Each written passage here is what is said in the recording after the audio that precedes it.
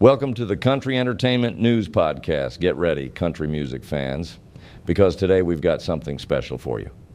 Our very own editor, Christina Keys, sat down with independent country artist Jay Webb to dive into his roots, his journey into music, and the exciting projects he has on the horizon.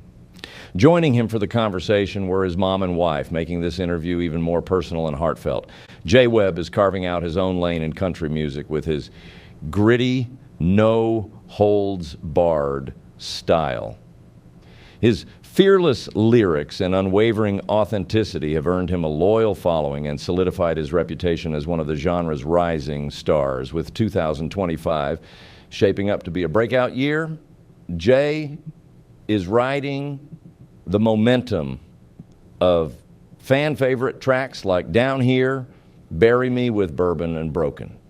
After his first headlining tour blew expectations out of the water, he's gearing up to hit the road again, bringing fans even deeper into his world, his journey, and the high-energy experience that makes a Jay Webb show unforgettable. With his fan base growing by the thousands every day, one thing is clear: Jay Webb is here to stay.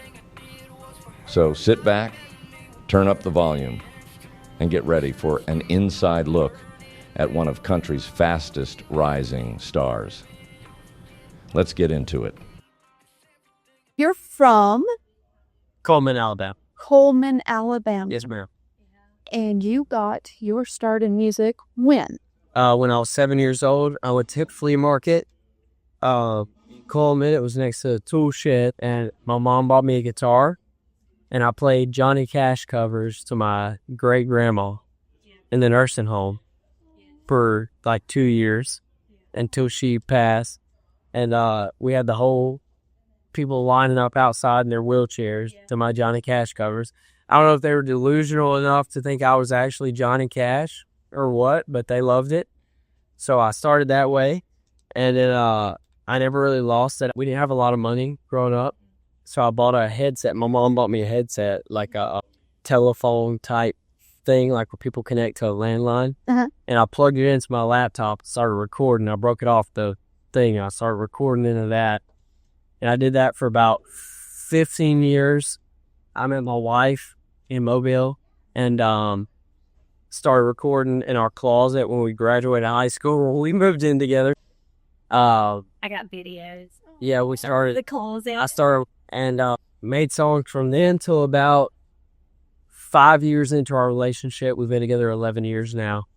And one day, I posted a song on TikTok when TikTok came along, and it went viral, and that kind of picked everything up finally and took everything off. That is wild. So Yeah. I was just telling Eddie, I've got my friend, she's only like heavy metal, like Lamb of God and Pantera and all this other stuff. And we were going out for my birthday in downtown Nashville. And I know. That's how I feel about it, too. she got in the car, and I was like, oh, listen to this new song that just got, suggested to me on Spotify. It was, Middle Finger Motto, and she's like, oh, that's the guy from TikTok. And I was like, I don't TikTok. I'm old as dirt. So, but no, it's amazing, really, how many stories are coming about. Yeah.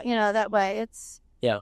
wow. I've been lucky. My stuff has translated from TikTok to Instagram to Facebook and all across the board. And I feel like that's what's built it up to where it's at, is that, because a lot of people just kind of blow up on TikTok, and that's kind of it, and that's the cap. But for me, it's kind of went across the board. So That's it was really blessed. And you're still independent artists? as of now, I am, yeah. I'm talking to every label in the book and hearing all their spiel and taking it in. And we have all the leverage. We've been independent till now, and we're just going to go with whoever offers the best deal and that I think are the best people out there. Right. And is that something you really want?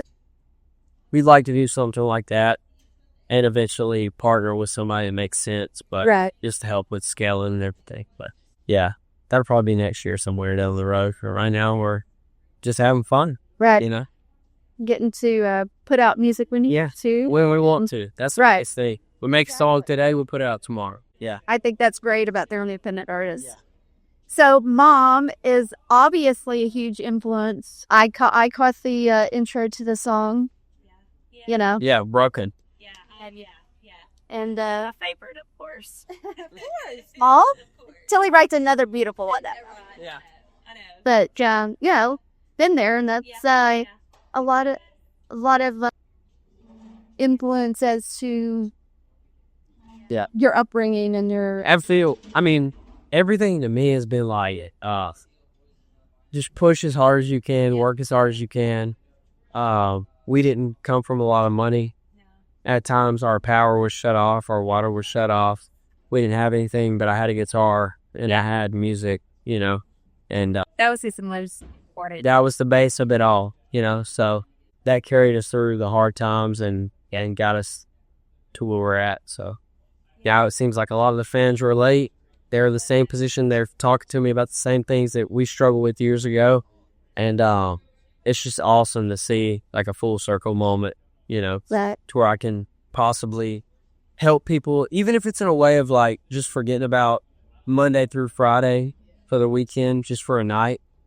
It means a lot to me to like help them just kind of release their shit for the night, you know?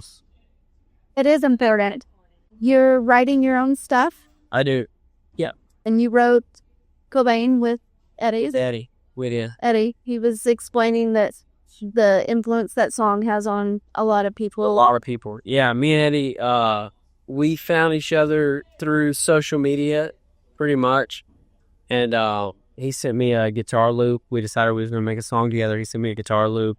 I wrote the chorus to Cobain, sent it back to him. He wrote the verse one morning, like at 3 a.m. Sent it back to me. We never talked about exactly what the goal was for the song. We just both had this like understanding of like mental health and what we kind of wanted the song to represent for everybody. And we still hadn't performed it together because we didn't have the time, because I dealt with some personal shit and we hadn't got to link up and actually produce it out for the stage shit. But we that song to us, I feel like means the world because of how many people it's helped. And every night somebody comes out to Brian about Cobain and what it means to them. About And, yeah, we leave a lot of it up for interpretation, but overall for me it's like you know, just awareness of mental health. So where do you see yourself in a year? I hope in a year from now that we're selling out a lot bigger rooms, that we're streaming a lot more. Like we're at 1.2 million monthly listeners right now. I hope to make that 3 in a year from now, you know. I hope to double it down and make it 3. I hope to, there's talks about bigger tours or opening up for bigger artists. I hope that that's a thing. And to me, though, none of that really matters as much as just connecting with the people that are here tonight. Right. If I'm right back here a year from now talking to the same exact people I hear, and I'm happy. Everybody out there tonight was singing every word, like absolutely every word. And I was like, you guys are new on my radar. Yeah. I mean, so for me, it was like, where have I been? You know, one of those moments, like everybody in here is just singing and into it and just having a blast. That's so great. That's great. that's Yeah. My goal is just to give them, I know everybody works, like everybody in my family has always worked Monday through Friday, busted their ass, you know, came home and had the weekend to kind of let go and do what they want to do to relax a little bit. And the goal with this show is just to give people a little bit of relaxation or let their mind just get off the bullshit of the week just for a little bit. So absolutely. All right. So what's coming out soon? What do we have coming out, or what did we just have? we got a song, Perfect Storm, that's about me and my wife. We've been together years now. We got married after being together for so long. So it's kind of about our story together. Perfect Storm. That's a love song. It's going to be great. We're hoping it blows up on TikTok and does its thing, which it has been. And then after that, I'm going to follow it with some kind of country party song to like relieve them of the kind of like slower shit.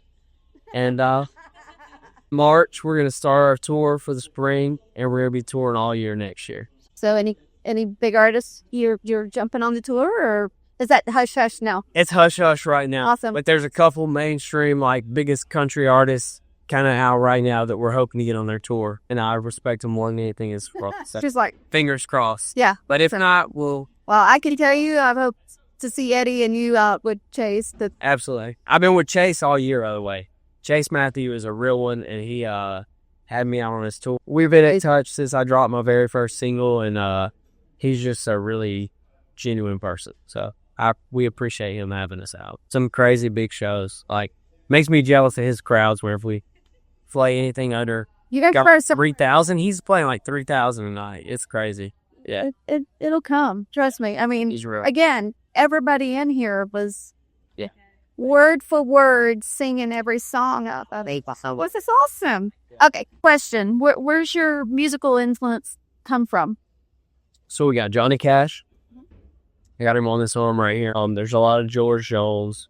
And then there's also this thing of like, I was listening to like after every major country artist show, they were playing like T-Pain, they were playing Lil Wayne, they were playing this rap stuff. And everybody growing up in Alabama was like riding around listening to the rap stuff. And I was like, okay. And there's this like hybrid, like middle ground. They were listening to both, Hank Jr. and Lil Wayne. Right. One right after the other. And I was like, we could combine the two somehow. That would connect so hard with the people I grew up with. So that's what we did. And so we're trying to do that, but mainly Johnny Cash, Waylon Jennings, George Jones, Kid Rock is a huge one. And then, yeah, that's Okay. two of my tops. Dream tour and or dream collab? Dream collab probably be Kid Rock. Dream tour right now would probably be a Jelly Roll tour. Oh, yeah. Yeah, that's my kind of tour right now. Morgan Wallen tour would be awesome, but, you know, whatever. Somebody could dream. Absolutely. Well, thank you. Absolutely. Thank you. I appreciate it. Thank you for coming out. A huge thank you to Jay Webb, his wife Whitney, and Jay's mom for taking the time to chat with us after the show. We loved having them on. Want to catch Jay live? Head over to jwebmusic.com for all his upcoming tour dates. And if you're heading to Nashville for CMA Fest, don't miss him rocking the hard rock stage. Be sure to like, subscribe, and stay tuned. We've got more incredible episodes coming your way. You won't want to miss what's next.